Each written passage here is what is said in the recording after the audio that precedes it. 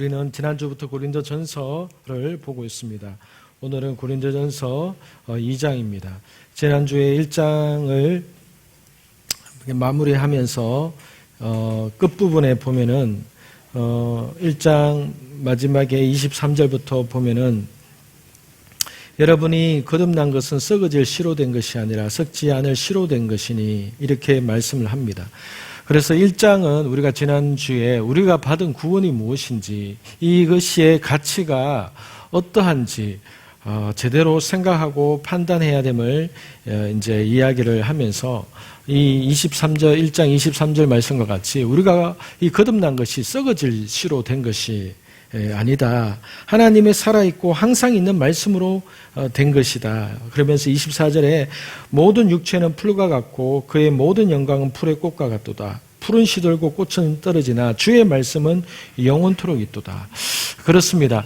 여러분, 우리의 인생이 장례식에 가면은 꼭 그렇게 생각을 하지만은 장례식에 가기 전에는 우리는 늘 우리의 인생에 대해서 내 삶에 있어서 많은 어떤 욕심과 목적과 뜻을 가지고 이렇게 살다가 어느 날 또 장례식에 갑자기 이렇게 보게 되면은 정말 우리의 인생이 풀과 같구나. 이렇게 금방 지는 거구나. 생각하지도 못할 상황에 이렇게 지는 거구나. 풀과 같고 그 모든 영광이 우리가 이 땅에서 취하고자 하고 얻고자 하고 하는 그 모든 영광이 풀의 꽃과 같다. 이 말이 이제 예수 믿는 자나 믿지 않는 자나 장례식에 가보면 우리가 그런 생각을 해보면서 잠깐이지만은 자신의 어떤 삶을 돌아보게 되고 내가 앞으로 어떻게 살아야 될 것인가 이런 생각을 잠깐 해보게 됩니다. 어쨌든 그러한 생각을 해보게 되는 것이 은혜고 인생에 있어서 어떤 새로운 삶을 또다시 시작할 수 있는 그러한 기회가 되는 것이죠. 그래서 베드로전서 1장은 우리에게 있어서 우리가 받은 이 거듭난 구원의 가치가 얼마나 큰 것인가에 대해서 말씀해 주면서 1장 마무리가 인생은 이와 같이 풀과 같이 지나가지만은 하나님의 말씀은 영원하다. 그 말씀이 영원하다. 이 이야기를 이제 공동체에게 하고 있는 겁니다. 이 베드로 전후서가 이제 AD 64년경에 이제 기록됐을 거라고 얘기를 했었습니다. 그래서 곧 네로 황제의 핍박 때문에 정말로 수많은 그리스도인들이 죽임을 당했고 AD 90년대에는 또 다른 로마의 황제에 의해서 또 참혹하게 잡혀가고 사자밥이 되고 그렇게 사형당하고 하는 그러한 일들이 이제 있게 되었습니다. 그래서 지난주에도 잠깐 나누었지만은 교회가 이 땅 가운데 속에서 시작되는 이 시점에 원수 마귀에 의해서 사탄에 의해서 결국은 여러분 아담과 창세기의 어떤 3장 이후의 어떤 내용은 결국은 하나님의 왕국과 사단의 왕국과의 이제 싸움이 시작되어 것을 이야기하는 것이죠. 하나님의 계획은 아담을 통해서 하나님의 왕국을 이 땅 가운데 속에서 건설하고자 했지만은 사탄이 그것을 방해하고 자신의 왕국을 세우기 위해서 이 땅에서 선악과 사건을 통해서 사람을 통해서 이 땅에 자신의 왕국을 겉으로 보이는 것은 인간의 역사인 것 같지만은 그 인간의 역사 뒤에 전쟁과 폭력과 그 모든 범죄함의 뒤에는 악한 영이 그 사람을 사로잡아서 사단의 왕국을 건설해가는 그런 모양으로 이렇게 가는 것이죠. 그래서 이 땅은 선과 악의 전쟁, 더 정확하게 표현하면은 하나님의 왕국과 사단의 왕국과의 전쟁을 이야기하는 것이죠. 그래서 이 초대 교회를 통해서 이 땅 가운데 속에서 하나님의 왕국을 세워가려고 하는 그 초기에 엄청난 사탄의 핍박과 죽임으로 인한 것 때문에 수많은 순교자가 초대 교회 때에 교회가 이 땅 가운데 속에서 하나님의 왕국을 세워가려고 하는 그 초기에 수많은 희생자와 순교자가 일어나게 된 것을 우리가 보게 됩니다. 우리가 이러한 시각이 없다면은 왜 예수님의 능력이 있고 예수님과 함께 지냈던 그 제자들이 모두가 그렇게 순교를 당해야 했고, 초대교회에 수많은 터키에 있는 그리스도인들이라든가 그 당시에 어떤 흩어져 있는 수많은 그리스도인들이 왜 혹독하게 그렇게 핍박과 고난을 당해야 했을까? 우리는 이렇게 생각할 수 있습니다. 그러나 사단의 왕국이, 그만큼 하나님의 왕국이 출발하는 그 시점에 있어서 그 왕국이, 하나님의 왕국이 출항조차 하지 못하도록 초창기부터 조져야 했기 때문에 수많은 핍박과 두려움으로 그리스도인들의 마음을 옥죄게 만들었던 것이죠. 그러나 그럼에도 불구하고 성령의 역사로 말미암아 전 세계에 오늘날 이 땅 가운데 가장 생명력 있는 그러한 복음 운동을 통해서 전 세계의 교회가, 저 이란 땅에도, 이라크 땅에도, 여러분 사우디아라비아 땅에도 크리스찬이 있는 거 아십니까? 그러니까 그러한 무슬림권과 같이 혹독한 그 문화와 종교적인 상황 속에서도 교회가 그 안에서 생겨나게 되었다는 것이죠.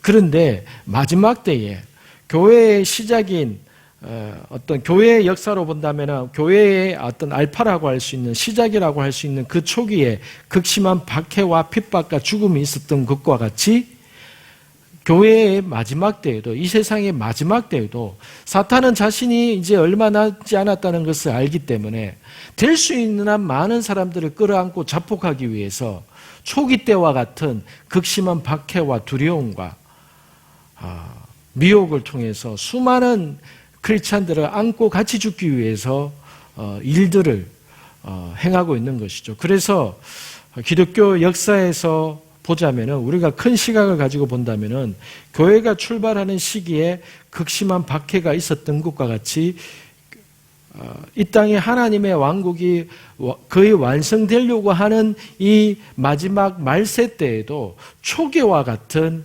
극심한 박해와 사단의 방해와 그러한 순교자와 이러한 일들이 있게 된다는 것이죠.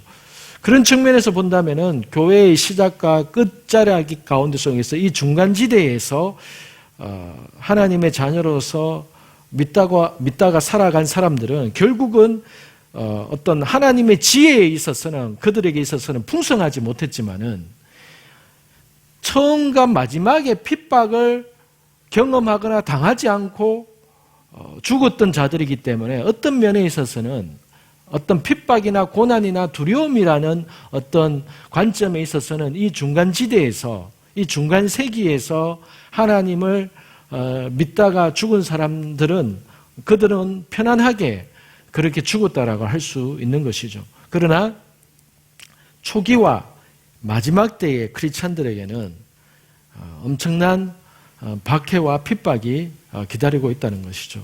이것이 어떤 하나님께서 의도하셨다라기보다는 하나님의 왕국이 출발할 때와 하나님의 왕국이 마지막 때 완성될 때에 있어서 사단에 의해서 극심한 방해와 저항이 있기 때문에 거기에 대한 심판과 판결로서 하나님의 심판이 계시록을 통해서 보았듯이 마지막 때 이 땅 가운데 부어지는 것이죠. 그래서 계시록은 어떤 두려움이나 어떤 심판의 목적이 있는 것이 아니라 하나님의 왕국이 임할 때에 엄청나게 저항하는 그 사단에 대한 하나님의 책망과 그들에 대한 심판이 이 마지막 때에 대한 하나님의 심판의 주 목적인 것이죠.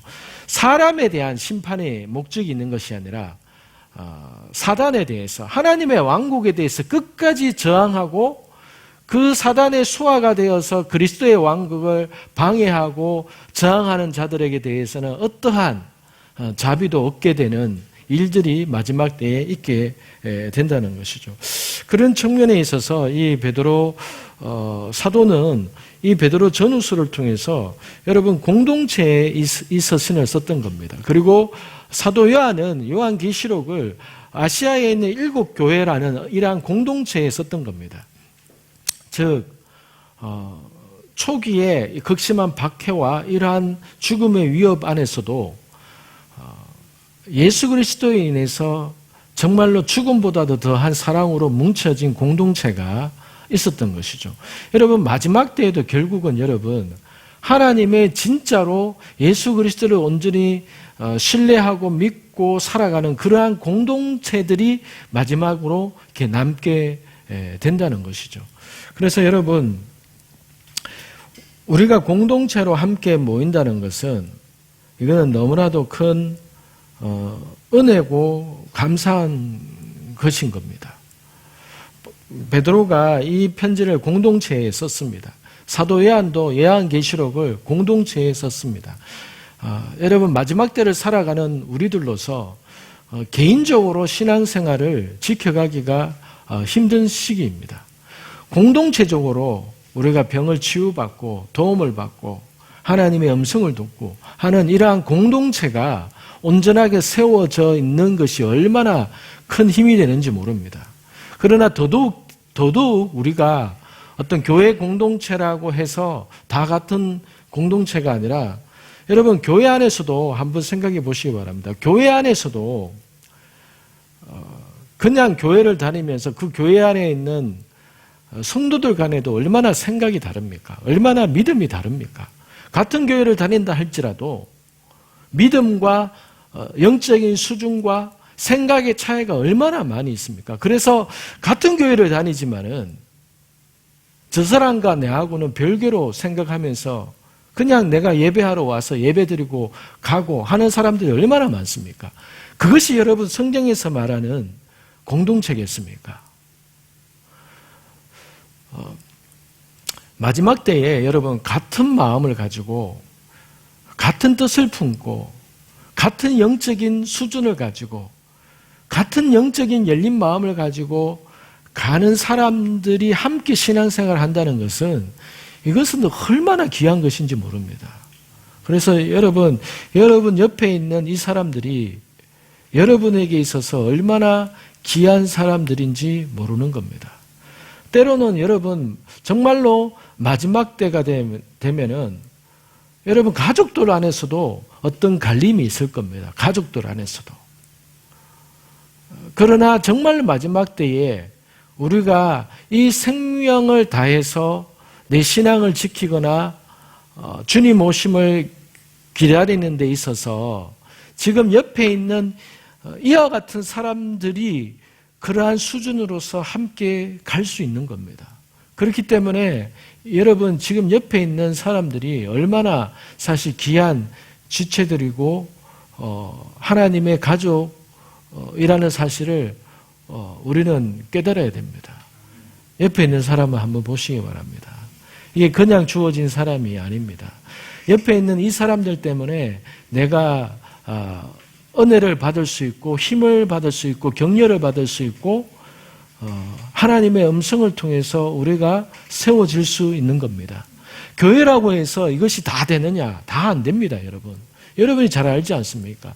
교회라고 해서 이것이 다 되는 것이 아닌 겁니다. 그래서 우리가 마지막 때에 하나님 앞에서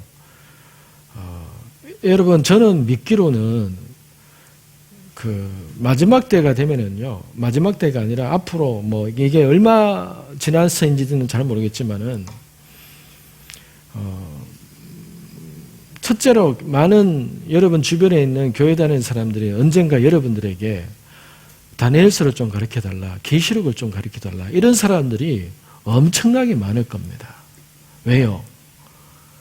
점점 세상이 계시록에 하나님이 말씀하신 대로 오늘 베드로후서 1장 마지막 절과 같이 하나님의 말씀은 영원하다.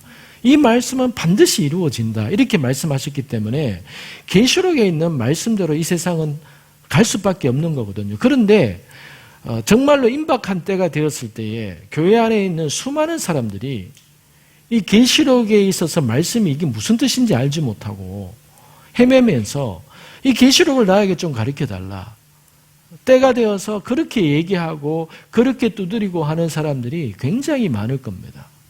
그래서 다니엘서나 계시록이나 스가랴서나 이사야서에 있는 하나님의 어떤 이 땅에서 마지막 때에 어떻게 행하실 것이라고 예언되어 있고 기록되어져 있는 그 말씀을 해석하기 위해서 그 말씀 가운데 속에서 도움을 받고자 막 목말라서 계시록을 다니엘서를 막 가르쳐달라고 배우고자 하는 사람들이 어느 순간에 갑자기 많아질 겁니다.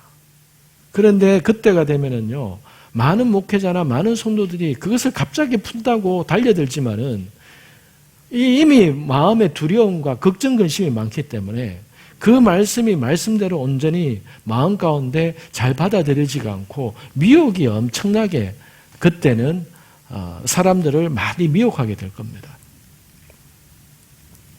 그래서 시대가 인류 역사 가운데 늘 있어 왔듯이 어떤 위기나 어떤 순간이 되면은 결국은 높아지는 것은 하나님의 말씀입니다. 하나님의 말씀. 이 말씀이 높아지게 될 겁니다. 그렇기 때문에 우리가 말씀 앞에서 기도하고 이 말씀을 상고하고 오늘 2절에 나오는 말씀과 같이 갓난아기와 같이 이 젖을 사모하듯이 이 배고픈 갓난아이가 엄마 젖을 빨 때 얼마나 힘차게 빱니까? 그와 같은 마음으로 하나님의 이 말씀을 빨아당길 그러한 때가 필요하다라는 말씀을 이 베드로 사도가 지금 하고 있는 것이죠. 그래서 때가 되면 여러분 계시록과 다니엘서를 가르쳐달라고 여러분한테 얘기하는 사람들이 있을 겁니다. 그때가 있을 겁니다. 여러분 예수님은 그 마태복음 24장 33절부터 34절까지에 마태복음 24장 전체의 내용 가운데 예수님이 이 땅에 오실 때의 그 징조에 대해서 한 22가지, 25가지의 징조가 있을 것이다. 이렇게 얘기를 하셨습니다. 그러면서 하나님께서 예수님을 통해서 주신 말씀이 무엇인가 하면은 인류의 역사 가운데 예수님의 재림의 때를 맞이하는 세대가 있을 것이다 라고 말씀하셨습니다. 마태복음 24장에. 인류의 역사 가운데 예수님의 재림을 눈으로 보는 세대가 있을 것이다. 이렇게 말씀하셨습니다. 그러면서 뭐라고 말씀하셨는가 하면 마태복음 24장 34절에 예수님이 말씀하셨던 그러한 예수님이 오실 때에 일어나게 될 그 25가지 정도의 징조에 대해서 쭉 얘기를 하고 나서 이 모든 것을 너희가 보거든 이렇게 말씀하시면서 이 모든 것을 너희가 보거든 예수님이 내가 곧 문 앞에 와 있는 것으로 너희는 알아라 이렇게 말했습니다. 중요한 것은 이 모든 것, 즉 22가지에서 25가지에 해당하는 그 모든 것을 보는 어떠한 세대가 있게 될 것이다. 이 땅 가운데 이렇게 말씀하셨던 겁니다. 그래서 예수님이 오실 때 일어나는 이러한 20몇 가지의 징조를 보는 세대가 있다는 겁니다. 보는 세대. 그 보는 세대는 그때에 내가 그때 올 것이다 이렇게 얘기했거든요. 그런데 우리가 이 시간을 통해서 늘 나누었지만은 여러분 이 세대가 대부분의 일들을 지금 경험하고 보고 있는 세대인 겁니다. 우리 세대가. 그러면은 24장 33절에 내가 분명히 말하노니 이 모든 것을 보고 있는 이 세대가 지나가기 전에 내가 반드시 올 것이다. 즉 예수님의 징조 20몇 가지를 보는 세대는 그 세대가 끝나기 전에 주님이 오신다고 하셨습니다. 그러면 여러분 한 세대가 몇 년이겠습니까? 한 세대가 몇 년이겠습니까? 50년이겠습니까? 뭐 80년이겠습니까? 100년이겠습니까? 창세기 15장 13절에서 15절에 보면은 하나님이 이렇게 말씀하십니다. 아브라함에게 너의 후손 이스라엘 백성이 400년 동안 종살이를 하고 400년 후에 그 땅에서 풀려나리라. 그리고 13장 15절인가 보면은 네 자손이 4대 만에 그곳에서 나오게 되리라. 이렇게 말씀하셨습니다. 13절에서는 400년 후에 나오게 될 것이다. 15절에서는 4대 만에 나오게 될 것이다. 즉 하나님이 말씀하신 한 세대는 100년인 겁니다. 100년. 그러면은 예수님이 24장에서 말씀하셨던 그 세대는요, 출발을 어느 때로 잡아야 될지는 그거는 정확하게 알 수가 없는 겁니다. 그러나 어쨌든 그 세대에 속한 앞뒤로 100년은 그때에 이 모든 것이 이루어질 것이고 그때에 주님이 오신다라고 마태복음 24장에서 우리에게 그렇게 말씀하셨던 겁니다.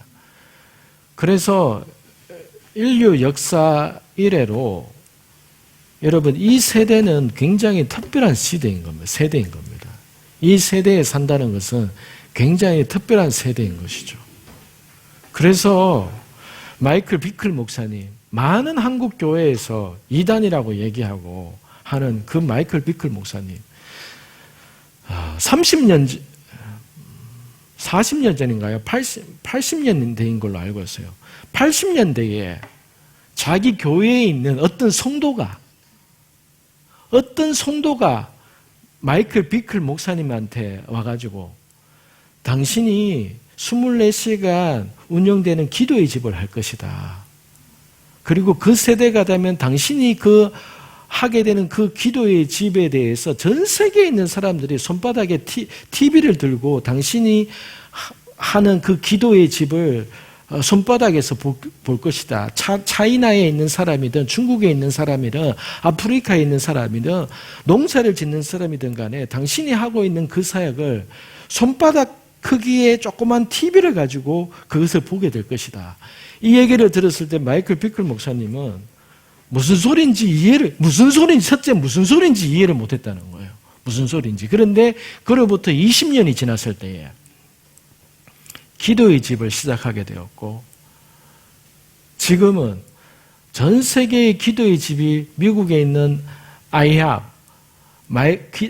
세계 기도의 집, 열방 기도의 집을 다 영향받아서 한국에 제가 얘기했잖아요. 10년 전만 하더라도 한국의 기도의 집이라는 말조차가 잘 없었습니다. 그런데 제가 선교사로 나가기 전에 2008년도에 그때 부산에 있는 교회에서 조사를 했습니다. 한국의 기도의 집이요. 왜냐하면 부산에 있는 교회가 기도의 집에 대해서 관심이 있었기 때문에. 그래서 조사를 하니까 한국에 2군데가 있더라고요. 서울에. 2008년도에 한국에 기도의 집이 2군데 있었습니다. 서울에. 원띵하우스 하나. 한 가지만 하는 집, 원띵하우스. 오직 한 가지만 하는 집. 그래서 그 집은, 그 교회는 한 가지만 했었습니다. 예배만, 기도만 했었습니다. 그것이 서울에 2군데 있었습니다. 그런데 이제 10몇 년이 지난 지금 어떻습니까? 한국만 하더라도 기도의 집이 얼마나 많습니까? 그런데 이러한 예언을 40년 전에 마이클 비클 목사님이 40년 전에 어떤 성도를 통해서 들었고 그 성도로 통해서 들은 내용을 20년이 지나서 본인이 그것을 하고 있더라는 거죠. 그래서 그때 40년 전에 했던 손바닥만한 TV 얘기 들었을 때에 아니 손바닥만한 TV가 도대체 뭐냐라고 했는데 스마트폰이었던 거죠. 스마트폰. 그래서 전 세계에 있는 사람들이 스마트폰으로 기도의 집을 다 보고 있다는 것이죠. 관심이 있는 사람들은. 무슨 얘기를 하려고 하는가 하면은 여러분 하나님은 이렇게 미리 오래전부터 준비하게 하셨던 것이죠. 준비하게 하셨던 겁니다. 준비하게. 이 세대가 특별한 세대이기 때문에 주님 오심을 오래전부터 하나님은 이것을 준비할 사람이 필요했기 때문에 준비하게 하셨던 겁니다. 제가 오늘 뒤에서 기도하고 있는데 또다시 그러한 마음이 부어지는 거예요. 여러분, 우리는 말씀을 붙들고 기도해야 됩니다. 말씀을. 베트남에 있을 때에 그 하나님의 대사 멘토 되시는 분이 기도할 때에 저한테 첫째 이렇게 질문했습니다. 선교사님 지금 혹시 뭐 하고 계세요? 이렇게 해서 저희가 말씀 기도합니다. 그러니까 그분이 말씀 기도가 뭐예요? 이렇게 딱 물었어요. 그러니까 말씀을 가지고 이렇게 말씀을 가지고 말씀을 읽고 나서 그 말씀대로 기도하는 겁니다. 그러니까 그래서 그렇군요. 이렇게. 왜요? 하니까 하나님이 이건 너무 기뻐하신다고 방금 저에게 얘기하셨습니다. 그런데 선교사님 하나님이 이거 집에서만 하지 말라고 하십니다. 바깥으로 그물을 확장하라고 하십니다. 그리고 이 일이 앞으로 이러한 말씀 기도가 이렇게 하는 것이 많은 사람들이 이 일을 하게 될 거라고 하십니다. 하나님이 너무 기뻐하신다고 하십니다. 이 이렇게 말한 게 제가 오늘도 앉아있는데 또 생각이 나는 거예요. 여러분, 하나님은 우리가 베드로 전서 1장 마지막 절에 보았다시피 우리의 인생은 풀과 같고 우리의 인생의 모든 영광이 풀의 꽃과 같이 지나가지만 하나님의 말씀은 영원하다. 그렇기 때문에 하나님의 말씀을 가지고 기도하고 우리가 매일 이때는 이 세대는 하나님의 말씀이 어떻게 이루어질 것인가를 바라보며 이 말씀을 가지고 기도하고 말씀을 붙들고 기도하고 하는 것이 너무나도 중요하다는 거죠. 저는요, 이것이 어떤 한 분이 얘기한 거지만은 이것이 제 마음 가운데 깊이 새겨져 있는 겁니다. 하나님이 이 일을 너무 기뻐하십니다. 하나님이 이 일을 너무 기뻐하십니다. 많은 사람들이 이렇게 하기를 원하십니다. 그렇게 될 겁니다. 저는 이 한 번 기도받은 그 내용을 저는 마음속 깊이 선명하게 기억하게 된 겁니다. 그런데 이런 얘기를 할 때도 예전에는 그냥 좀 부끄러웠지만 지금은요, 이게 부끄러움이 아니라 이게 뭐냐 하면은 하나님은 교회들이 이렇게 하기를 원하신다는 거예요. 교회들이 이렇게 하기를 원하신다는 거예요. 말씀을 붙들고 영원한 하나님의 말씀을 붙들고 기도하기를 원하신다는 거죠. 이 세대의 사람들은, 이 세대의 교회들이. 왜?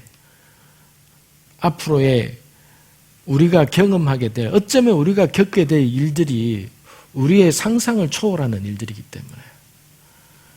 마태복음 24장, 이 환난은 역사 이래로 없었고 그 이후로도 없을 환난이다. 그만큼 혹독한 환난이다. 마태복음 24장에서 예수님이 말씀하셨던 것이죠. 그래서 그것을 준비하게 하기 위해서 무엇을 하나님께서 제일 먼저 하셨느냐? 기도하는 사람들을 전 세계에서 하나님께서 불러 모으시고 깨우고 계셨던 것이죠. 마이클 빌클 목사님 같은 경우에는 40년 전에. 그러면은 근데 그것을 시작하기 전에 그분이 거쳐간 곳이 어딘지 아십니까? 한국입니다. 한국. 한국의 오살리 기도원, 삼각산 기도원, 삼각산 여기를 다 가보신 거예요. 그러면서 이분이 충격을 받은 거예요. 와, 한국의 기도가 이렇구나. 그러면서 그분이 기도의 집을 하면서 중간에 한 번씩 간증을 이런 얘기를 하죠. 나는 기도에 대한 동기를 한국에서 받았다. 이렇게 얘기하는 거예요. 여러분, 한국이라는 나라의 데스티니는 기도에 있는 겁니다. 기도에. 한국이라는 나라의 데스티니는. 그래서 새벽 기도, 수요 예배 이렇게 하는 나라가 없는 것이죠. 그러면 한국은 왜 그렇게 하냐? 그게 하나님께로부터 받은 사명이고 하나님의 뜻이기 때문에 한국 교회가 유별나게 그렇게 하는 겁니다. 그래서 여러분 2000년과 2021년에 우리는 코로나 때문에 극심한 상황과 이 환경들을 겪고 있습니다. 그런데 여러분 내년 되면 더 심할 겁니다. 모든 것이 더 심할 겁니다. 그런 면에서 이 2년 동안 하나님 앞에서 뭔가 정신 차리게 만들고 우리가 앞으로 어떻게 깨어있을 것인가 해서 기회를 주는 어떤 시간인 겁니다. 코로나가 하나님으로부터 온 것은 아니지만은 그러나 이것으로 인해서 교회나 이 땅에 있는 하나님의 백성들이 앞으로 내가 어떻게 무엇을 준비하고 어떤 자리에 어떻게 해야 될 것인가를 깨우는 시간이 이 2년이고 내년부터는 여러분 더 극심한 것들이 오게 될 겁니다. 그래서 여러분 화투나 고스톱을 치는 사람 어떤 사람이 잘 칩니까? 예. 어떤 사람이 돈을 땁니까?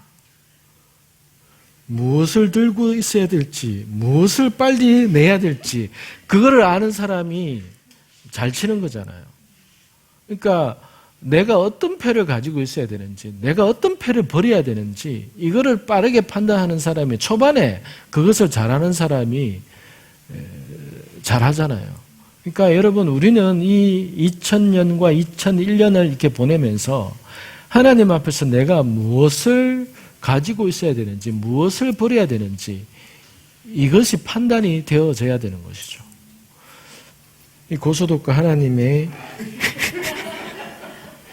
은혜를 이렇게 생각을 이렇게 갑자기 그렇게 드는데요. 하여튼, 베드로 전서 오늘 2장을 이렇게 시작하게 되면서 이 공동체가, 이러한 공동체가 하나님께서 원하시는 공동체라고 저는 믿고 있고, 여러분 옆에 있는 이 사람들이 이와 같이 우리가 가야 되는 것이 너무나도 필요하기 때문에 지금에 있는 옆에 있는 사람들이 정말로 때로는 가족보다도 더 그러한 끈끈함으로 하나님의 어떤 뜻으로 인해서 우리가 하나 되어서 그렇게 가게 될 공동체라는 겁니다.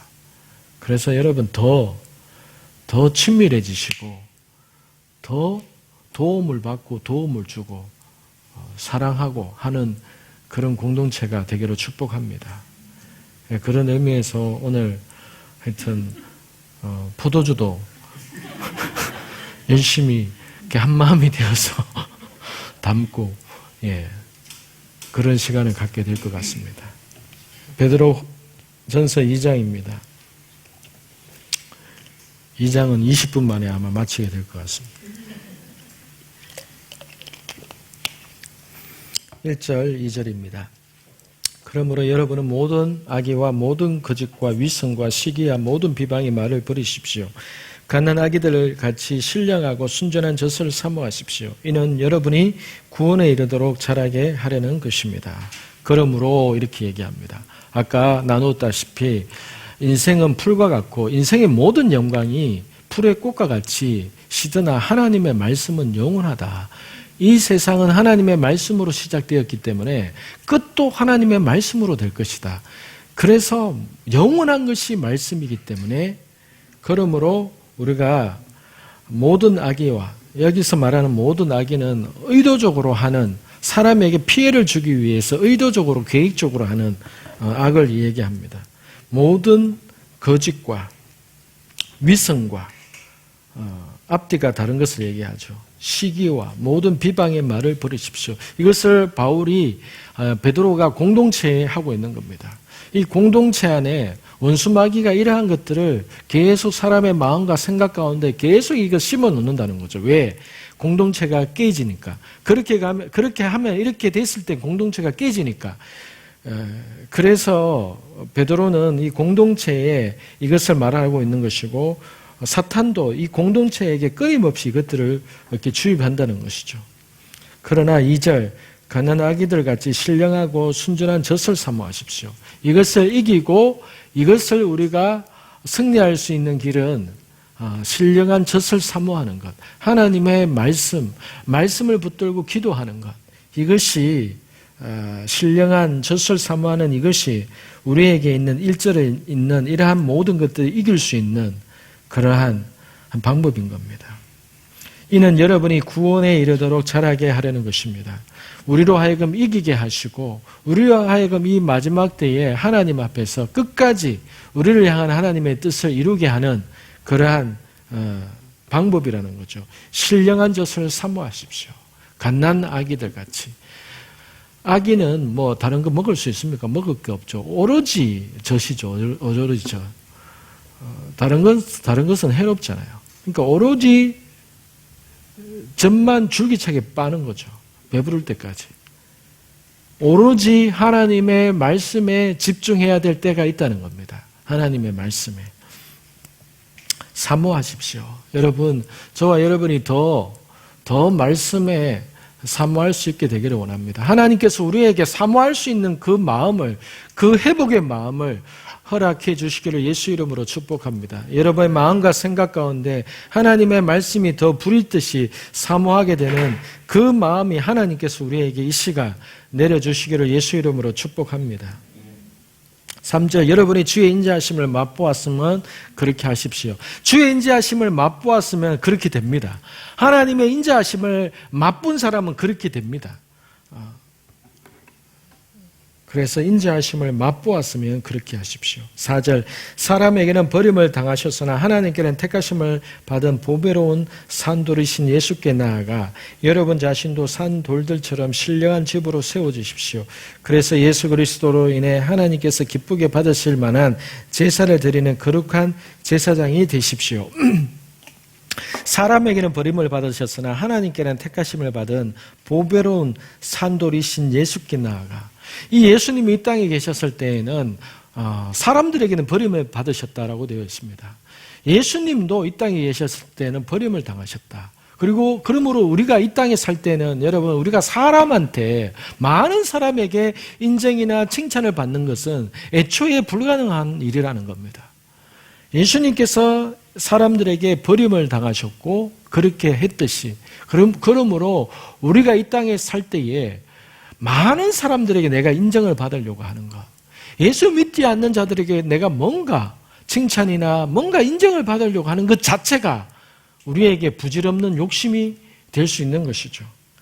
그런 사람일수록 그냥 우리의 모범 되신 그 주님 앞에 그럴 때마다 나아가라는 겁니다. 5절, 여러분 자신도 산돌처럼 신령한 집으로 세워주십시오. 여러분, 우리가 신령한 집으로 세워지라는 겁니다. 하나님의 절서사모함으로. 그리고 우리가 핍박당하고 내 자존심이 상하고 슬플 때마다 그와 같은 일을 당하신 예수님 앞에 나아가서, 그렇게 나아감을 통하여서 하나님의 영적인 집으로 세워지게 된다는 겁니다. 왜 하나님의 집으로 세워지라고 합니까? 하나님이 집이어야 성령이 내주하시고 더 강력하게 충만하게 거하실 수 있기 때문에, 그렇게 될수록 나는 외롭고 나는 슬프지만 그럴수록 내 안에서는 성령님께서 더 깊이, 더 충만하게 우리 안에 오랫동안 거하실 수 있다는 것이죠. 이것이 아이러니한 겁니다. 내 육신의 만족과 내 즐거움을 찾을 때는 반대로 그것은 있지만은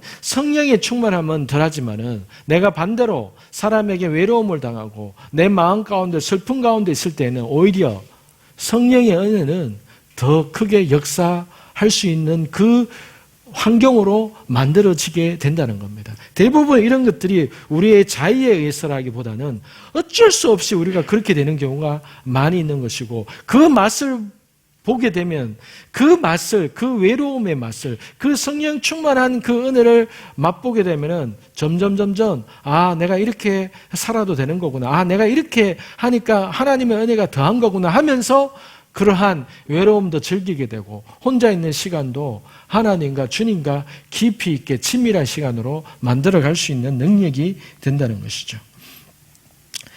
그래서 예수 그리스도로 인해 하나님께서 기쁘게 받으실 만한 제사를 드리는 거룩한 제사장이 되십시오. 거룩한 제사장이 되십시오. 여러분, 이미 예수님께서 이 죄에 대한 제사를 다 행하셨고, 우리가 새롭게 제사 드릴 필요가 없는데 왜 우리가 영적인 의미로서 제사장이 되라고 합니까? 구약시대의 제사장은, 그러니까 하나님과 사람 사이에, 죄지은 자와 하나님과의 사이에 그 관계를 회복시키고 하나님께 나아가게 하는 역할이 제사장이 했던 것이죠. 그러면은 여기서 말하는 하나님이 기쁘시게 받으실 만한 제사를 드리는 거룩한 제사장이 되십시오라는 말은 우리를 통해서 아직 하나님을 깊이 있게 만나지 못한 자들, 죄인들, 하나님을 알지 못하는 자들, 그러한 자들이 나를 통해서 하나님을 만날 수 있게 되는 그러한 도구가 되라는 의미인 것이죠. 그래서 하나님은 나를 통해서 누군가가 하나님을 깊이 만나게 되고 알게 되기를 하나님이 기대하신다는 것이죠. 6절, 성경에 기록되기를 보라, 내가 택한 보배롭고 요긴한 모퉁이 돌을 시온에 둔다. 그를 믿는 사람은 결코 수치를 당하지 않을 것이다 라고 했습니다. 그러므로 믿는 여러분에게는 보배이지만은 믿지 않는 사람들에게는 건축자들의 버린 돌이 모퉁이의 머릿돌이 됐다라고 했고, 8절, 또한 거치는 돌과 넘어지는 바위가 됐다라고 했습니다. 그들이 말씀에 순종하지 않으므로 넘어지니 이는 그들이 그렇게 되도록 정하셨기 때문입니다. 여러분, 예수님은 사람들에게 먼저 버림을 당하셨다라고 되는데, 예수님이 모퉁이 돌이라고 비유를 하시고 건축자들이 이 모퉁이 돌을 버렸다라고 얘기를 합니다. 그러면 여러분, 건축자가 누굽니까? 유대인들, 이스라엘 사람들입니다. 하나님은 이스라엘 사람들에게 예수 그리스도라는 요긴한 이 모퉁이들을 통해서 이 땅 가운데 하나님의 집을 세워서 이방인들이 이 집으로 오게 되고 이방인들도 하나님을 만날 수 있는 이 은혜를 끼치게 하려고 건축자들에게 먼저 필요한 돌을 건축자들에게 먼저 줬다는 겁니다. 그런데 이 건축자들이 자기한테 필요한 돌을 버리고 엉뚱한 짓을 했다는 겁니다. 그래서 건축자들은 이스라엘 사람들인 거죠. 그 요긴한 이 모퉁이들을 우리는 이것을 보배로 여기고 우리가 이것을 받아들였지만은 유대인들은, 이스라엘 사람들은 건축자로서 부름을 받았지만은 하나님의 집을 먼저 지으라고 건축자로 부름을 받았지만 건축자들이 모퉁이돌을 버렸다는 겁니다. 여러분, 한국은요, 집을 교회를 다 짓고 나서, 건물을 다 짓고 나서 마지막에 머릿돌 하면서 뭐 이렇게 하잖아요. 근데 이스라엘은요, 집을 지을 때 머릿돌을 세우고 나서 집을 짓고 마무리를 머릿돌로 한다는 거예요. 그래서 집을 지을 때 시작이 머릿돌에서 시작을 하는 겁니다. 그래서 이 비유를 하는 겁니다. 한국에서는 반대죠. 마지막에 머릿돌을 건물에다가 딱 박아 놓잖아요.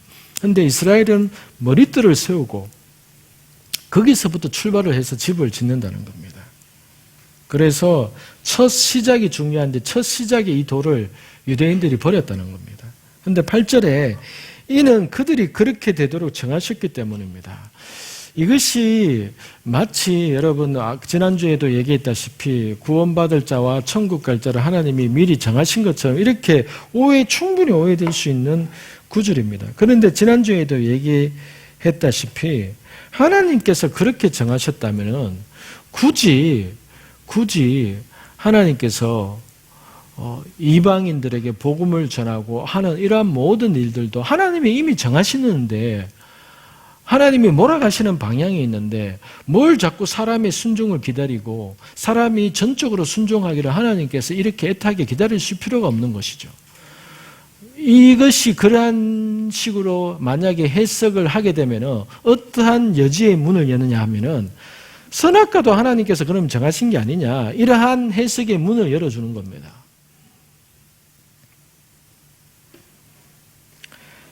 그렇게 되도록 보면 그들이 말씀에 순종하지 않음으로 넘어지니 이는 그들이 그렇게 되도록 정하셨기 때문입니다. 마치 그들이 불순종하게 정해놓은 것처럼 이렇게 해석할 수 있는 여지가 있는 구절인 겁니다. 이게. 그런데 성경 전체를 통해서 하나님은 그게 아니라 하나님은 어떤 사람이 어떤 기회가 주어졌을 때에 그 사람이 순종할지 순종 안 할지도 하나님이 아셨던 거예요. 하나님이 그걸 아셨던 거예요. 왜? 하나님이 알파와 오메가의 하나님이시기 때문에. 복음이 선포되고 복음이 주어졌을 때에 누가 그 복음을 받아들이는지 안 받아들이는지 하나님은 아셨던 겁니다. 그럼에도 불구하고 그 사람에게 기회를 주는 거죠. 복음이 증거되고 선포될 때에 그들이 입술로 시인하고 마음으로 먹고 마음으로 먹고 입술로 시인할 수 있는 그 기회를 하나님이 주시는 거죠. 끊임없이. 그런데 그 사람이 거절할 것을 하나님이 이미 아셨던 거예요. 그럼에도 불구하고 하나님이 기회를 주시는 거예요. 기회를. 노아의 방주 사건도 우리가 지난주에 얘기했지만 마치 8명의 노아 가족만 하나님이 구원하신 것처럼 보이지만은 베드로 전서 3장 다음 주에 보면은 하나님은 그들에게 120년 동안이나 노아 주변에 있는 이웃들에게 기회를 주셨다고 나오는 겁니다. 하나님은. 그러면 하나님은 애초에 8명만 구원해야겠다. 이렇게 하신 것이 아니라는 겁니다. 그런데 하나님은 아셨던 거예요. 뭘요? 8명 외에는 구원받지 못하게 될 것을. 왜? 그들이 안 받아들일 것이라는 것을 아셨던 거예요. 하나님. 그러니까 그들의 그러한 불순종함대로 그들이 거부하는 대로 그렇게 되도록 하나님께서 정하신 거예요. 그 의미인 겁니다. 그 의미. 9절 그러나 여러분은 택하신 족속이요 왕같은 제사장들이요 거룩한 나라요 그분의 소유된 백성이니 이는 여러분을 어둠에서 불러내어 그분의 놀라운 빛으로 들어가게 하신 분의 덕을 선포하게 하기 위한 것입니다. 택하신 족속이요 왕같은 제사장이요 거룩한 나라요 그분의 소유된 백성이니 이는 여러분을 어둠에서 불러내어 그의 놀라운 빛으로 들어가게 하신 분의 덕을 선포하게 하기 위한 것입니다. 여러분, 선포하게 하기 위한 것이라고 합니다. 우리를 택했고 왕같은 제사장으로 삼으셨고 거룩한 나라로 하나님의 소유된 백성으로 그렇게 불러내신 것은 하나님의 덕을 선포하기 위한 것이다 라고 했습니다. 그래서 여러분, 우리의 삶을 통해서 우리의 입술을 통해서 늘 선포가 되어져야 될 줄로 믿습니다. 선포가 되어져야 되는 겁니다. 다른 말로 간증이 되어져야 되는 겁니다. 제가 지난 주에도 어떤 분에게 아주 작은 어떤 변화나 이런 게 있을 때 간증하라 그랬더니 늘 똑같은, 모든 사람들이 똑같은 반응을 하죠. 아유, 제가 뭘요? 뭐 그렇게 작은 것을 가지고 뭘 간증을 해요? 그거 다 있는 일이죠. 여러분, 우리는 이해할 수 있어요, 그 말이. 근데 여러분, 제가 늘 하는 말이지만은 하나님도 그 말은 이해하지만은 하나님이 이거는 제 식으로 말하는 겁니다. 하나님이 들을 때 그 말이 기분 나쁜 말입니다. 다시 얘기할게요. 저와 여러분 어떤 사람이 그런 얘기를 하면 우리는 기분이 안 나빠요. 왜? 그렇지. 이렇게 생각이 되니까. 그런데 하나님은 그 말 듣고 기분 나쁘십니다. 여러분, 이거를 잘 생각하셔야 돼요.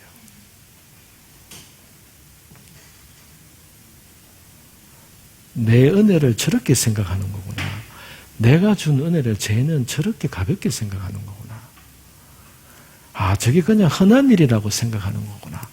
저게 그냥 우연이라고 생각하는 거구나. 그리고 그렇지 않다 할지라도 자기가 내가 부끄러운데 내 은혜보다 또 자기의 부끄러움을 더 중요하게 생각하는 거구나.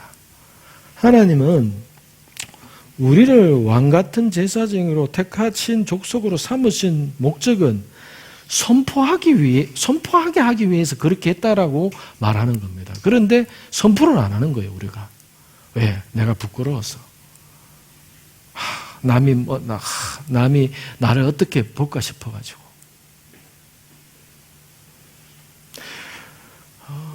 많은 사람들이 그렇지만은 그만큼 하나님의 존재나 하나님의 의식이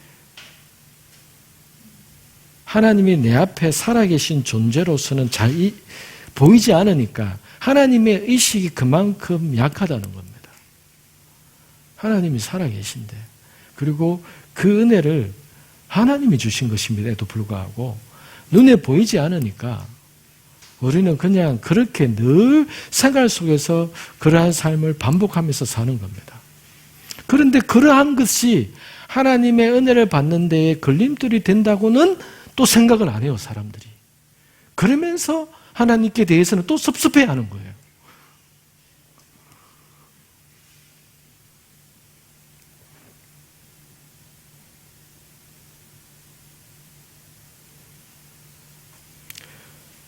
택하신 족속이요 왕같은 제사장이요 거룩한 나라예요. 여러분, 이건 자동적으로 되는 게 아닙니다. 하나님은 약속을 주신 겁니다. 너희는 왕같은 제사장이다라고 약속을 주셨습니다. 그런데 믿음으로 내가 왕같은 제사장으로 살지 않으면은 그 사람이 생각하는 것처럼 내가 뭘 라고 생각하는 것처럼 딱 그대로인 겁니다. 하나님은 이것을 약속을 주신 겁니다. 병고침도 하나님이 약속을 주신 것이죠. 하나님의 약속인 겁니다. 약속. 그런데 그 약속을 취해서 성취하는 사람이 있는 반면에 그것을 나의 것으로 나의 경험으로 성취해 못하는 사람들도 있는 겁니다. 예전에는 베드로전서 이 2장 9절 말씀에 우리는 왕같은 제사장이구나. 그리스도인들이라면 왕같은 제사장이구나. 이 말씀을 볼 때마다 늘 불편하고 늘 부끄러웠죠, 우리가. 왜? 말씀은 이렇게 얘기하는데 내 자신을 볼 때는 그렇게 아니니까 우리는 이 말씀이 이 진리 앞에 늘 불편한 겁니다. 그런데 맞습니다. 그 불편한 거 맞아요. 왜? 이것은 약속인 겁니다. 내 스스로가 왕같은 제사장으로 내가 믿고 살지 않으면은 왕같은 제사장이 아닌 겁니다. 그 사람은. 예수 믿었기 때문에 너는 자동적으로 왕같은 제사장 이렇게 딱지가 주어지는 게 아니라 약속을 주신 것이죠. 하나님께서. 내 같은 게 뭘 제사장이고 이렇게 생각하는 사람은 그 생각하는 대로 딱 그 모양인 겁니다. 딱 그 모양. 그래서 늘 우리의 생각이 하나님의 말씀에 내 생각을 얼마나 일치시키느냐 여기에 달려있는 것이죠. 10절 여러분이 전에는 백성이 아니었으나 이제는 하나님의 백성이며 전에는 자비를 얻지 못했으나 이제는 자비를 얻은 사람들입니다. 11절 사랑하는 사람들이여 나는 외국 사람과 나그네 같은 여러분에게 영혼을 대적해 싸우는 육체의 정욕을 멀리할 것을 권면합니다. 사랑하는 사람들이여 나는 외국 사람과 나그네 같은 여러분 이렇게 얘기합니다. 베드로는 첫 인사로서 그냥 터키 지방에 흩어져 있는 나그네들이여 이렇게 한 것이 베드로전서 1장 1절에는 그것이 첫 인사가 아니었습니다. 그러니까 베드로는 자기 자신과 그리고 이 편지를 읽는 사람이 철저하게 자기 자신에 대해서 어떻게 인식하기를 바랬는가 하면은 나는 지금 외국 땅에서 사는 사람이구나. 그리고 나그네구나. 이것을 철저하게 인식하기를 원한다는 겁니다. 나그네 경험을 해봐야 이것이 뼈저리게 느껴집니다, 여러분. 한국 사람은 한국 땅에서 아무리 살아도 나그네 같은 느낌이 뭔지 잘 모릅니다. 여러분이 작년에 이스라엘 갔을 때 한 10일 정도 살면서 느꼈을 때 그 느낌 어느 정도 나그네 경험을 한 겁니다. 근데 외국에서 오래 살면은요 우리 오자매님 일본에서 비자 받았습니까? 일본은 뭐 비자가 장기적으로 쉽게 주는 나라일 수도 있고 학생이면은 그렇고 기본적으로 한국 사람하고는 이렇게 그러니까 어쨌든 외국에서 타국 생활을 경험하면은 이게 나그네가 뭔지 어느 정도 이해가 됩니다. 외국에서 경험을 해보면은 외국에서 살아보면은 이 나그네가 뭔지 좀 이해가 됩니다. 나그네가 뭔지.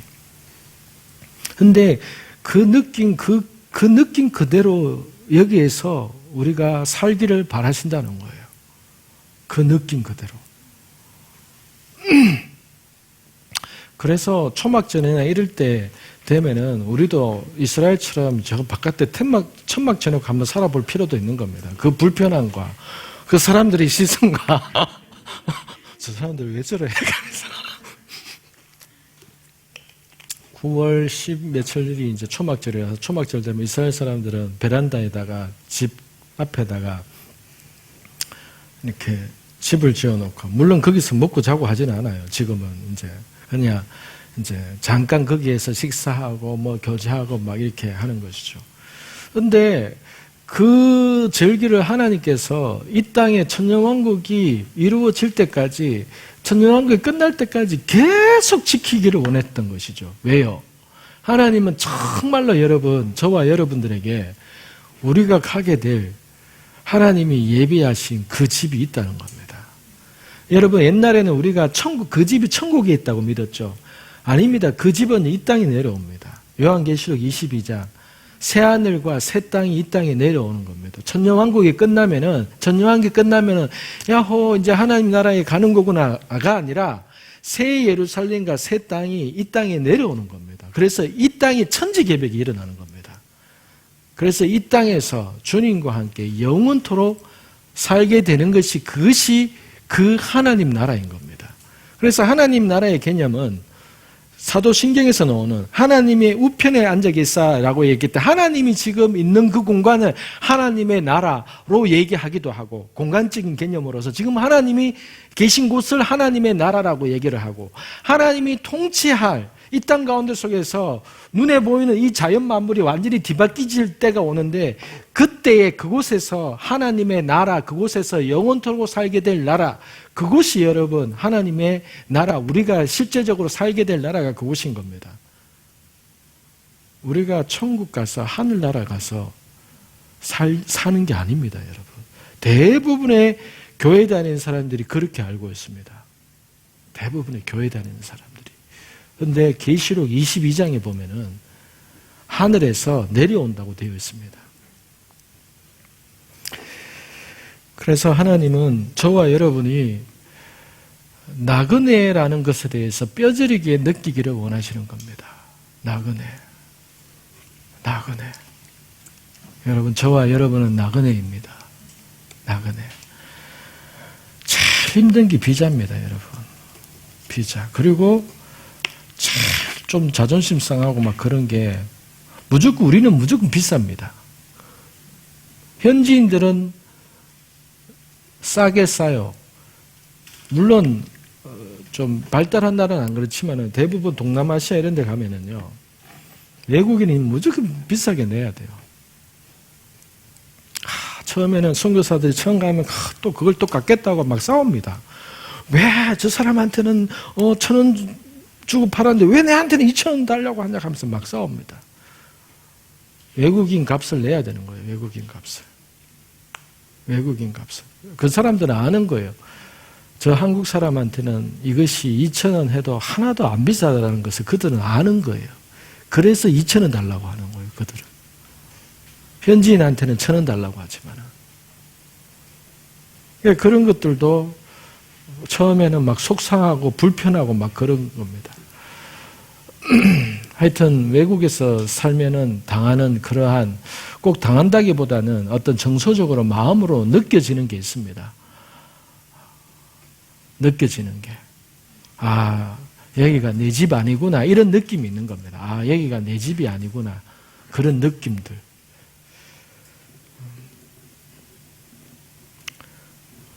그래서 그러한 외국인과 나그네와 같은 삶을 이 땅에서 그것을 인식하라는 겁니다. 그런데 이게 쉽지가 않죠. 이게 쉽지가 않습니다. 이게. 지금은 또 잠깐 그렇게 생각하지만 예배 마치고 또 이렇게 막 하다 보면은 또 전혀 또 그런 생각이 안 드는 거예요. 또 12절 여러분은 이방 사람 가운데 선한 행실을 나타내십시오. 그러면 그들이 여러분을 악한 행하는 사람들이라 비방하다가 여러분의 선한 일들을 보고 하나님께서 돌아보시는 날에 하나님께 영광을 돌리게 될 것입니다. 주를 위해 사람의 모든 제도에 순복하십시오. 권세를 가진 왕에게. 또한 악을 행하는 사람들을 징벌하고 선을 행하는 사람들을 칭찬하기 위해 왕이 보낸 총독들에게 순복하십시오. 선을 행해 어리석은 사람들이 무식한 말을 잠잠하게 하는 것이 하나님의 뜻이기 때문입니다.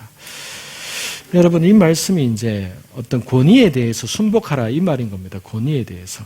그런데 여러분, 지금 이것이 핍박이 일어날 것을 알고 핍박에 대해서 베드로는 알고 있으면서 이 이야기를 하고 있는 겁니다.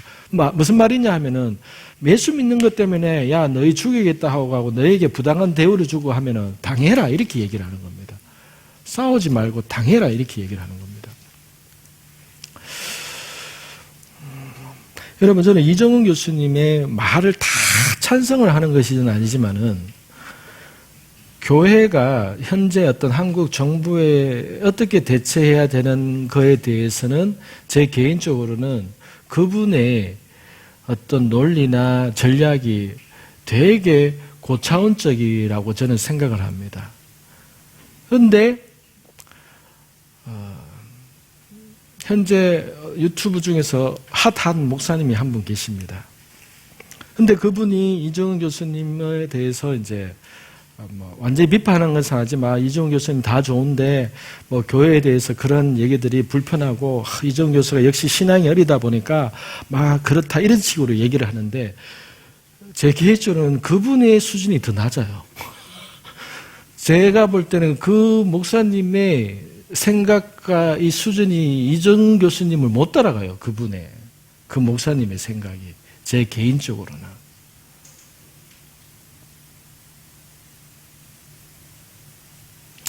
오늘 이런 말씀을 볼 때에 우리가 앞으로 어떤 한국 정부나 이런 상황 속에서 우리가 어떠한 태도를 취해야 돼 이것은요 아주 전략적으로 우리가 판단하고 생각하고 움직여야 되는 겁니다. 그런데 어쨌든 베드로는 여러분 성경에서 말하는 것은 원리는 권위에 무조건 순복하라는 겁니다. 그런데 그 권위와 권위가 충돌할 때는 높은 권위에 낮은 권위가 순복해야 된다 이렇게 얘기하는 거거든요. 그러니까 성경에서는 권위에 순복해라. 그리고 권위와 충돌할 때는 높은 권위에 낮은 권위가 순복해라. 이것이 이제 성경에서 말하는 거거든요. 그렇다고 해서 제가 어떤 한국 정부가 하는 모든 거에 대해서 교회가 무조건 수그려야 된다 이런 얘기를 하는 것은 아닙니다.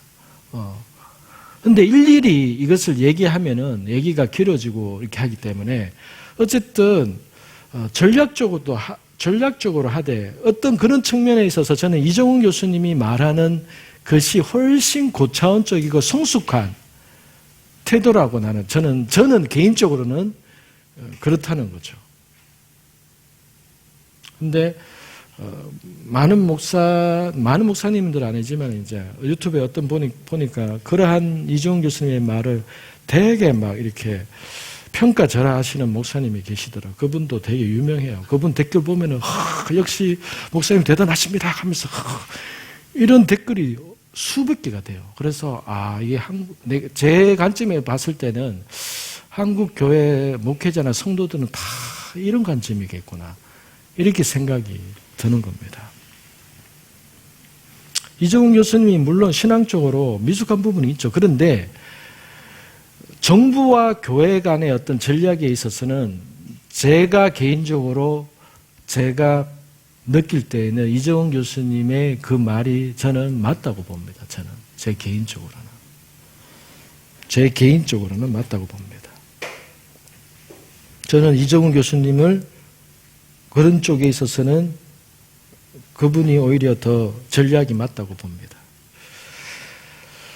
16절 여러분은 자유인으로 사십시오. 그러나 그 자유를 악행의 거실로 사용하지 말고 하나님의 종으로 사십시오.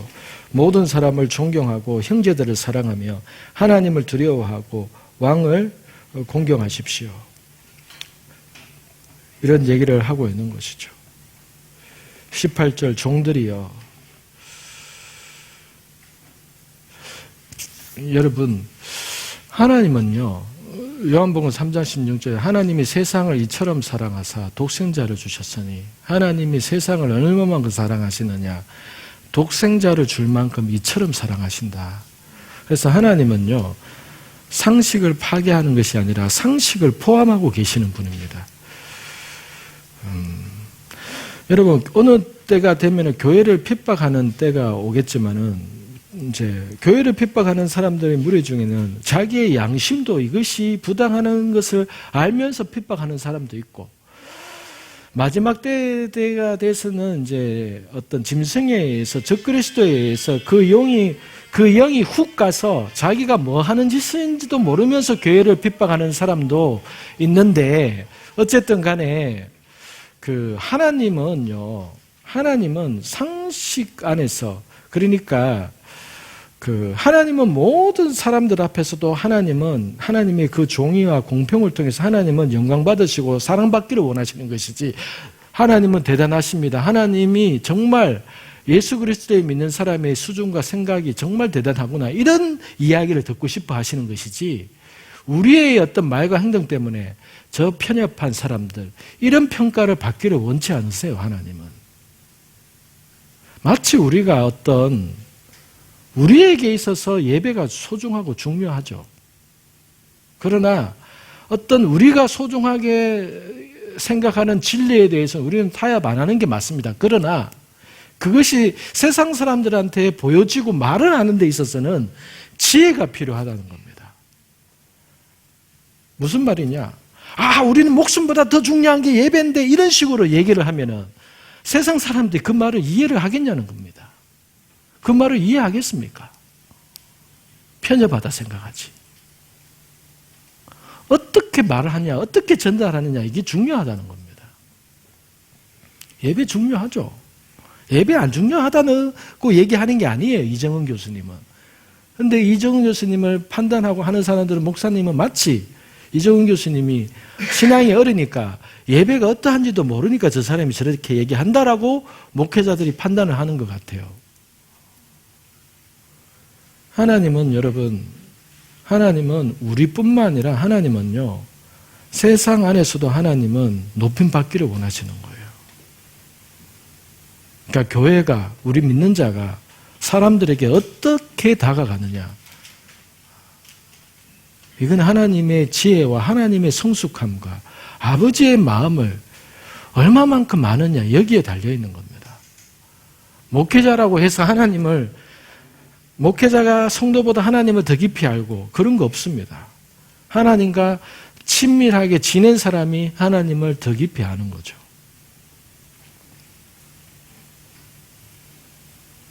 18절에도 종들이여 여러분은 모든 일에 두려워함으로 주인에게 복종하십시오. 선하고 너그러운 사람들뿐 아니라 까다로운 사람들도 그렇게 하십시오. 여기서 베드로는 여러분 그 시대에 종의 제도를 베드로는 인정하는 겁니다.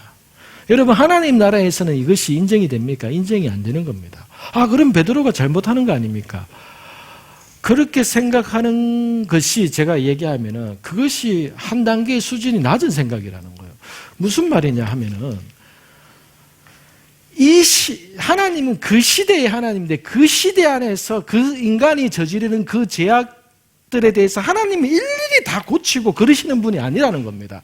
그 모든 죄악과 그 모든 죄의 결과는 사람이 만든 거니까. 그 제도 안에서 종이 있고 종으로 팔리고 종으로 만들고 하는 그 제도가 하나님의 나라에서 봤을 때는 잘못된 것이죠. 그러나 그 시대가 하나님의 빛에 의해서 그 시대가 사람들이 상식적으로 이것이 너무나도 큰 죄악이구나라고 하는 그 빛이 안 비춰져 있기 때문에 그것을 아직 깨닫지 못하기 때문에 그 종의 제도를 하나님이 허용하신 것이죠. 하나님이 허용하셨던 겁니다. 허용하신 것이죠. 그래서 베드로는 그러한 부분에 대해서 또 바울도 오네시모에 대해서 얘기를 할 때 이러한 종의 위치에 있는 자는 주님을 섬기듯이 상전을 그렇게 섬겨라. 이런 얘기까지 하는 겁니다. 시대상을 품고 얘기를 하는 겁니다.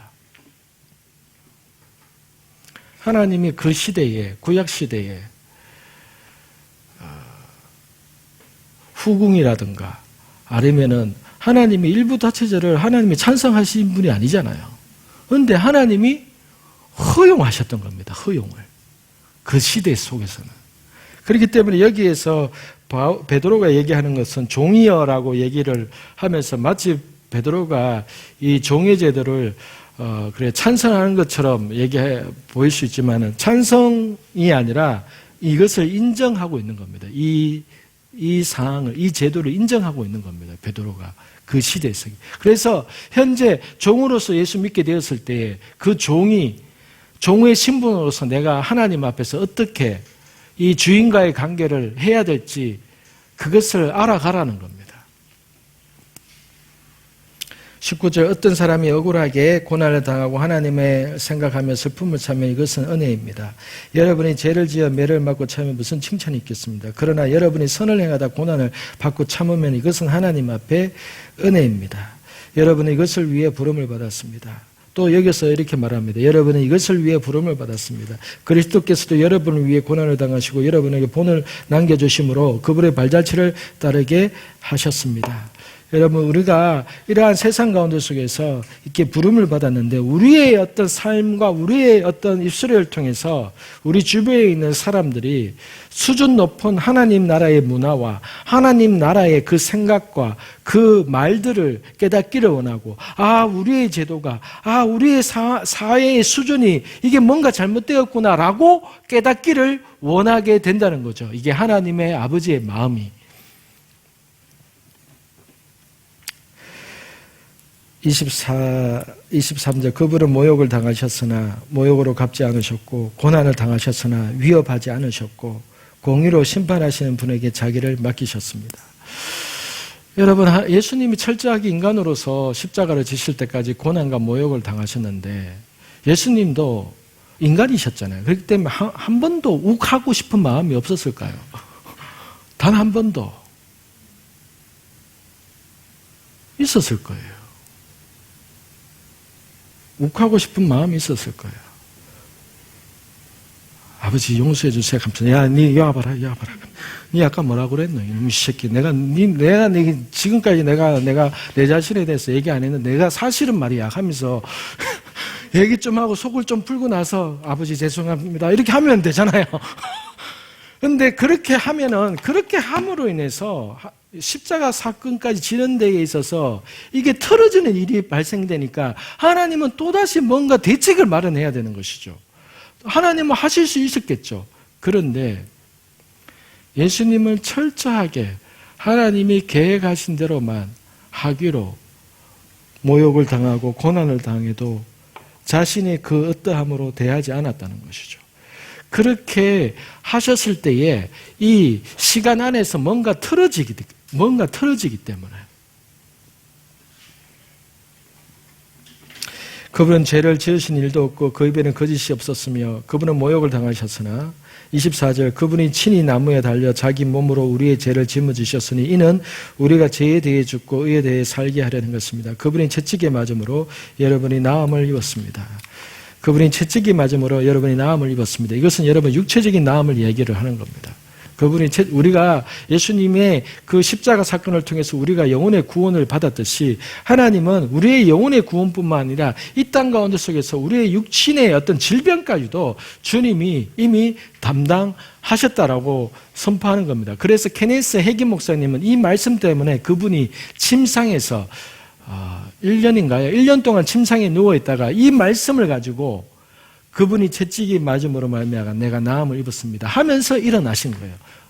어떻게 해요? 겨우겨우. 그러면서 일어나면서 그분이 채찍이 맞음으로 내가 나음을 입었습니다.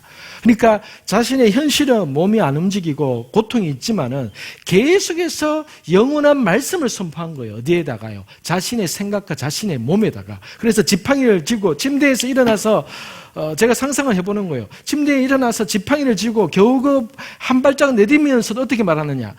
주님이 채찍이 맞음으로 말미암아 나는 나음을 입었습니다. 내 몸은 이미 고쳐졌습니다. 라고 자기 자신을 체면을 그는 게 아니라 진리를 계속 선포하는 거예요. 왜? 이것이 이미 선포된 진리지만 이 진리를 붙잡는 자에게 그 일이 일어난다는 것을 그분이 알았기 때문에 쩔뚝쩔뚝 그러면서 주님이 채찍이 맞음으로 말미암아 내가 나음을 입었습니다.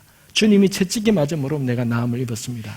라고 했을 때 어느 순간에 그 몸이 완전히 나음을 입게 되었고 그 이후에 그분이 모든 책을 기록하게 된 것이 저 뒤에 있는 케네스 해기 목사님의 책이 그렇게 되었고 케네스 해기 목사님 이러한 치유와 이러한 영적 사역의 교과서 역할을 하는 겁니다.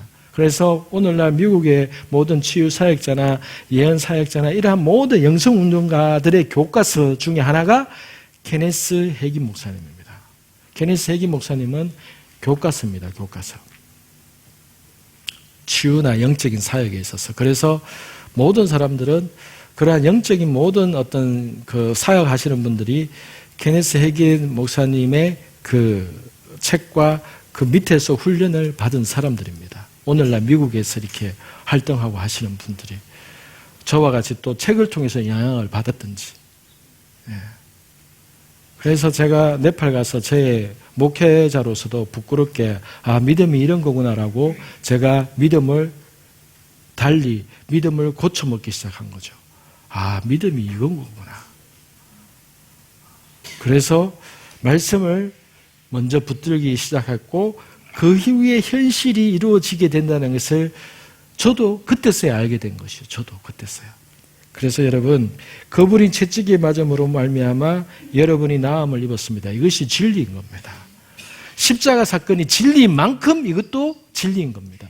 십자가 사건이 가짜라면 이것도 가짜지만은 교회 다니는 사람 중에 여러분 잘 생각해 보세요. 교회 다니는 사람 중에 예수님이 십자가 사건은 100% 다 믿어요. 그런데 주님이 채찍이 맞음으로 말미암아 여러분의 질병이 나음을 입었습니다라고 믿는 사람들은 많지가 않아요. 그래서 사람들이 선택적으로 믿는다는 거죠. 사람들이 선택적으로 믿는다는 거예요. 25절 여러분이 전에는 길 잃은 양과 같았으나 이제 여러분 영혼의 목자가 되시며 감주가 되신 분에게로 돌아왔습니다. 2장을 마치겠습니다. 2장은 여러분 2장의 오늘 제목은 그겁니다. 주의 인자하심을 맛보았으면 그렇게 하십시오. 그렇게가 뭡니까? 오늘 말씀한 모든 것입니다. 근데 전제가 있죠. 주님의 인자하심을 맛보았으면 그렇게 하십시오. 옆에 사람에게 그렇게 하십시오 얘기를 하십시오. 그렇게 하십시오. 그렇게가 뭐냐고는 묻지 마세요. 이래. 기도하겠습니다. 하나님의 인자하심을 맛보았으면 그렇게 하십시오. 맛본 만큼 할 수 있습니다. 맛본 만큼 할 수 있습니다. 아버지 하나님, 신령한 젖을 사모하며 주님 앞에 나아가기를 원합니다. 하나님, 주님, 베드로 사도가 환난과 고난과 핍박 가운데 있는 그 흩어진 유대인들과 흩어진 이방인들에게 이 편지를 쓰면서 하나님, 주님, 신령한 젖을 사모하라고 말씀하셨습니다. 신령한 젖을 사모하라고.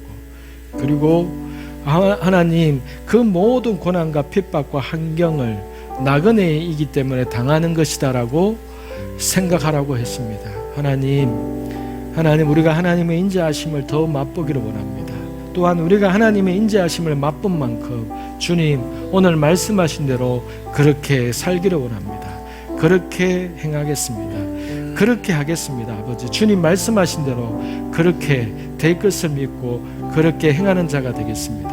아버지, 우리에게 또한 이러한 공동체를 허락해 주시고 하나님, 우리에게 주여 이 때에 우리가 함께 세워져 가고 함께 도움받고 함께 기도받고 함께 치유하며 갈 수 있는 공동체를 허락해 주셔서 감사합니다. 하나님, 주여 무너져가는 공동체 안에서, 무너져가는 교회들 안에서 하나님, 정말로 주님이 말씀하시는 그러한 공동체로 그러한 하나님의 영적인 교제를 나누고 하나님의 말씀과 하나님의 음성과 하나님의 치유와 하나님의 그 모든 것들을 듣고 아버지 들려주고 세워주고 사랑하며 섬기고 하는 하나님, 그러한 공동체로 더 온전히 세워지기를 원합니다. 주님, 우리에게 그러한 모임으로서 그러한 모습으로서 불러주셨사오니 이 은혜 안에 더 온전히 아버지여 서겠습니다. 지금은 우리 주 예수 그리스도의 은혜와 아버지 하나님의 사랑하심과 성령님께서 우리 안에서 역사하시며 이 마지막 때에 우리에게 아버지 이 공동체를 통해서 하나님의 나라와 아버지의 뜻을 이루가게 하신 이 은혜를 기뻐하며 하나님의 은혜를 사모하는 모든 자들에게 성령의 이러한 은혜가 더 충만하게 영원토록 우리에게 함께 있을지어다. 아멘.